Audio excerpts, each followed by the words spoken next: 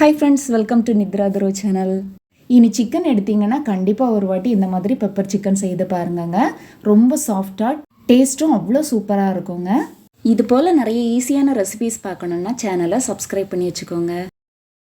இப்போ stove on பண்ணிவிட்டு பாத்திரத்தில் 6 டேபிள் ஸ்பூன் எண்ணெய் சேர்த்துருக்கேங்க. நான் இன்றைக்கி தேங்காய் எண்ணெயில் தான் செய்ய போகிறேன். தேங்காய் எண்ணெயில் செய்தோன்னா வாசனையும் டேஸ்ட்டும் ரொம்ப நல்லாயிருக்கும்.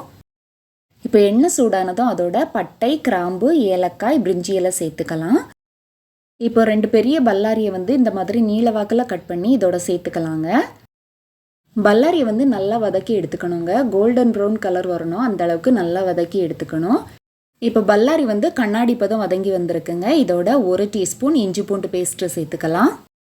இப்போ இஞ்சி பூண்டு விழுதோட பச்சை வாசனை போகிற வரைக்கும் வதக்கி எடுத்துக்கலாங்க. இப்போ இது நல்லா வதங்கி வந்தாச்சு. இதோட 2 பச்சை மிளகாவை 4 கீறி இதோட சேர்த்துருக்கேன். இந்த மிளகாவையும் சேர்த்து எண்ணெயிலேயே நல்லா வதக்கி விட்டுக்கலாம். இப்போ பல்லாரி நல்லா வதங்கி வந்துடுச்சுங்க. இந்த மாதிரி நல்லா கோல்டன் ப்ரௌன் கலர் வர அளவுக்கு நல்லா வதக்கி எடுத்துக்கோங்க. இப்போ இதோட சிக்கன் சேர்த்துக்கலாங்க. சிக்கனை நான் நல்லா ஊற வச்சு எடுத்து வச்சுருக்கேன். சிக்கனை முதல்ல ஊற வைக்கிறதுக்காக நல்லா கழுவி எடுத்துக்கோங்க. அதுக்கப்புறமா அதோட 1/2 டீஸ்பூன் மஞ்சள் தூள், 1/2 டீஸ்பூன் மிளகாய் தூள், 1 டீஸ்பூன் இஞ்சி பூண்டு விழுது, கூடவே கொஞ்சமாக உப்பு சேர்த்துட்டு அதை நல்லா மிக்ஸ் பண்ணிவிட்டு 1 மணி நேரத்துக்கு ஊற வச்சு எடுத்துக்கோங்க. அப்போ கறி நல்லா ஊறி வந்துடும். இப்போ சிக்கனை சேர்த்துட்டு இந்த எண்ணெயிலேயே நல்லா வதக்கி எடுத்துக்கணுங்க. நம்ம இதோட தண்ணி எதுவுமே சேர்க்க போகிறதில்ல. சிக்கனில் இருந்து வர்ற தண்ணியிலேயே நமக்கு சிக்கன் நல்லா வெந்து வந்துடும்.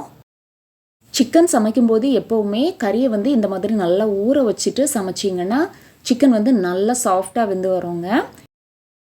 சிக்கனை நாம் கலந்து விடும்போது சிக்கன்லேருந்து தண்ணி வருது பாருங்கள். இந்த தண்ணியிலேயே சிக்கன் சூப்பராக வெந்து வந்துடும்.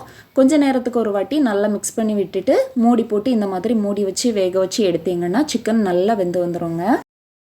நம்ம சிக்கனில் தண்ணி எதுவுமே சேர்க்கல, ஆனால் சிக்கன்லேருந்து எவ்வளோ தண்ணி வந்திருக்கு பாருங்கள். சிக்கன் அடி பிடிக்காத மாதிரி இந்த மாதிரி கொஞ்சம் நேரத்துக்கு ஒரு வாட்டி மிக்ஸ் பண்ணி மட்டும் விட்டுட்டே இருங்கங்க. சிக்கன் இப்போ நல்லா வெந்து வந்துடுச்சுங்க. இப்போ இதுக்கு தேவையான மசாலாவை நம்ம இப்போ சேர்த்துக்கலாம். இப்போ இதோட 2 டீஸ்பூன் மிளகுத்தூள் சேர்த்துக்கலாங்க.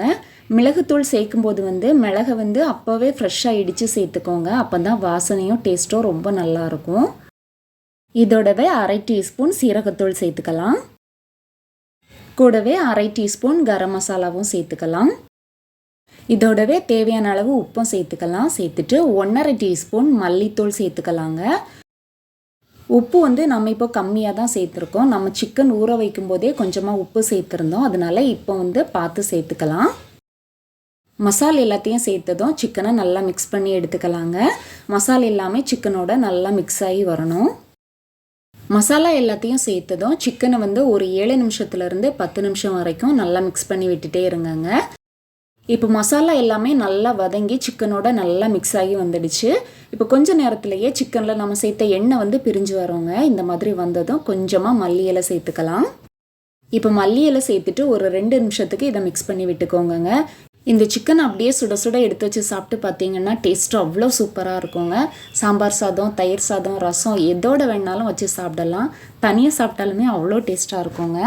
நீங்களும் இதே மாதிரி செய்து பாருங்கள். செய்து பார்த்துட்டு எப்படி இருந்ததுன்னு கமெண்ட்டில் சொல்லுங்கள். வீடியோ பிடிச்சிருந்தா லைக் பண்ணுங்கள், ஷேர் பண்ணுங்கள். தேங்க்ஸ் ஃபார் வாட்சிங்.